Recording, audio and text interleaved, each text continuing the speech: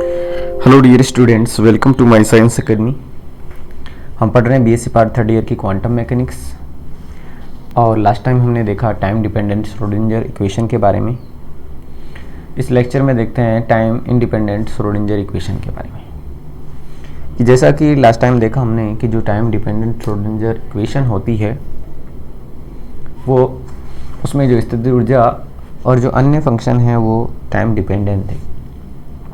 अब भौतिकी में कई ऐसी घटनाएं होती हैं कि जो गतिशील कण की जैसे स्थितिज ऊर्जा है वो समय पर निर्भर नहीं करती है, वो केवल कण की स्थिति पर निर्भर करती है। तो इसी को लेके हम जो time independent Schrodinger equation drive करते हैं कि किसी कण की जो स्थिति है उसको हम एक फंक्शन के रूप में डिनोट करते हैं v equal to R vector into t. यानी कि ये स्थिति और उसका जो समय है उन दोनों को व्यक्त कर रही है। लेकिन जैसे कण की स्थिति अगर केवल स्थिति पे डिपेंड कर रही है तो इसे v equal to R vector से हम डिनोट कर देते हैं। अब कोई ऐसा कण है जिसके लिए मैं तरंग फलन psi R vector into T है, ये दो चीज़ों पे डिपेंड करेगा। यानी कि दो अलग से मेरे पास इसके लिए फलन होंगे। एक तो साई आर वेक्टर टी जो केवल स्थिति आर वेक्टर पे डिपेंड करेगा। इसके अलावा जो दूसरा फलन होगा फाई टी जो केवल समय पे डिपेंड करता है। तो ऐसा कोई कण है तो उसके लिए जो तरंग फलन होगा इन दोनों के गुणनफल के इक्वल होगा। यानी कि psi are vector t equal to हो जाएगा psi are vector into phi t, यानी एक स्थिति पे डिपेंड है और एक समय पे डिपेंड है। इक्वेशन 1 दे देते हैं।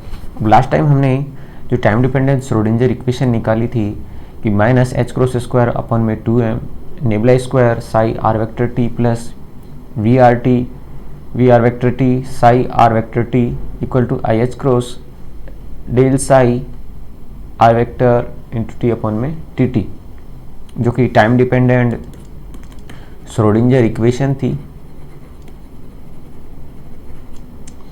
अब इसमें हम जो हमारी इक्वेशन 1 है उससे इसमें हम मान पुट करें तो ये होगा minus H cross square by 2m phi t nebula square R vector plus V are vector psi are vector phi t equal to i H cross, ये जो आर एच एस है मेरा, इसमें क्या होगा साई आर टी है, इसको हम psi are vector into phi t, तो इसको हम डिफ्रेंशिएट के रूप में ले लेता हूँ, इक्वेशन 2 आ जाएगी। अब मैं इसमें क्या कर रहा हूँ कि जो साई आर वेक्टर और फाई टी का इसमें भाग दे रहा हूँ। इससे मेरे पास क्या रिलेशन मिलता है कि minus H cross square by 2m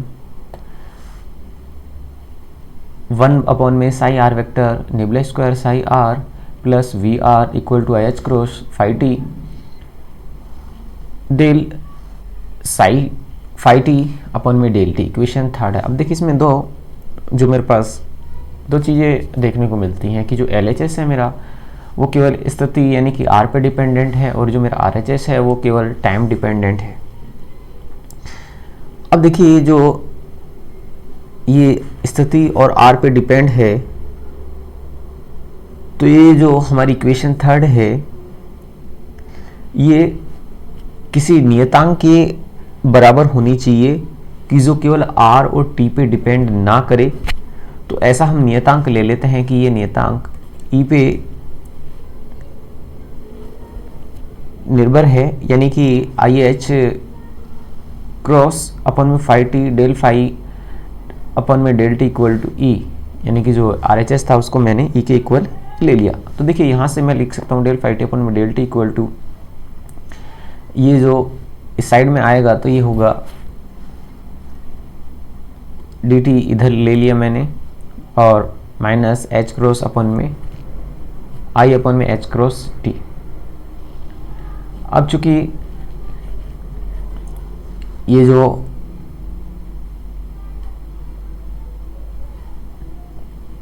phi T है यहाँ से अगर मैं फाई टी निकालूं तो फाई टी एक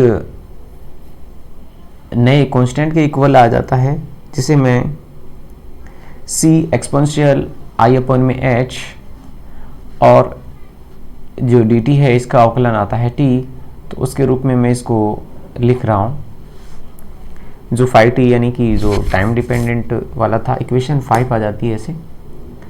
अब देखिए जो 1 अपॉन में साइन आ रही है, जो इक्वेशन हमारी कंटिन्यू चल रही है उसी में minus s cross by 2m nebula square psi are vector plus V are vector equal to E होगा। अब जो इक्वेशन है हमारी, इसमें यदि मैं साई आर को इस साइड में ले लूँ, इसके साथ मल्टीप्लिकेशन में आ जाएगा, तो ये माइनस एस क्रॉस अपॉन में 2m nebula square plus V are vector, और जो साई आर है इसकी या तो मैंने जैसे कि अंश में इसकी गुणा कर दूंगा तो ये यहाँ से कैंसिल आउट हो जाएगा, और यहाँ वैसे ये यहाँ से कॉमन है तो इसको जैसे मैंने यहाँ बाहर कॉमन के रूप में लिख लिया, और ये वाला जो है ये इस साइड में आ जाएगा, E vector into psi R vector. तो ये जो इक्वेशन 6 है ये काल अनाश्रित यानी टाइम इंडिपेंडेंट श्रोडिंगर इक्वेशन कहलाती है। और इसमें जो ये आ रहा है ये हैमिल्टोनियन ऑपरेटर होता है, और जो हैमिल्टोनियन ऑपरेटर है उसको हम एक आइगन इक्वेशन से डिनोट करते हैं कि S operator psi R equal to E psi are vector, जहाँ जो एच हमारा हैमिल्टोनियन ऑपरेटर होता है और इसके संगत जो आइगन मान है ई होता है, और जो साई आर है वो आइगन फलन होता है।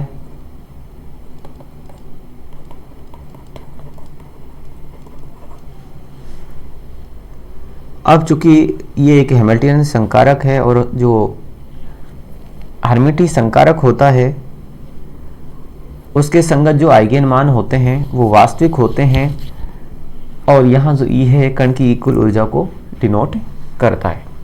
Thanks for watching the video.